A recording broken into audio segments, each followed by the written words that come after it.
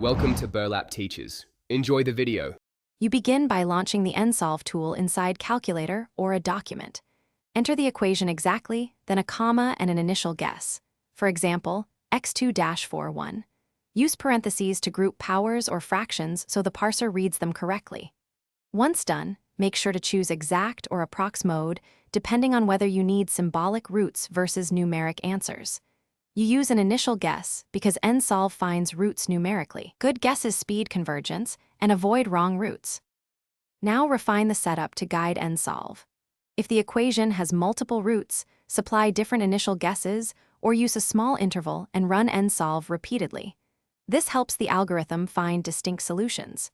Make sure to enter multiplication with asterisk and powers with, because implicit multiplication can be misinterpreted.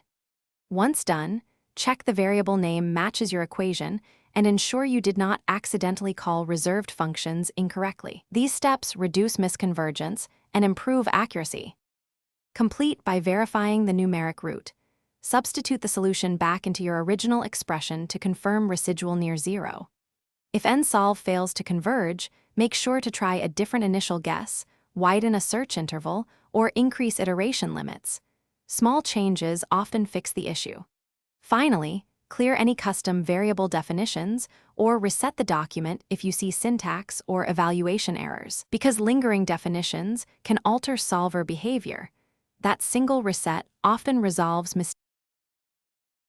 Thanks for watching. Consider subscribing if this video helped you.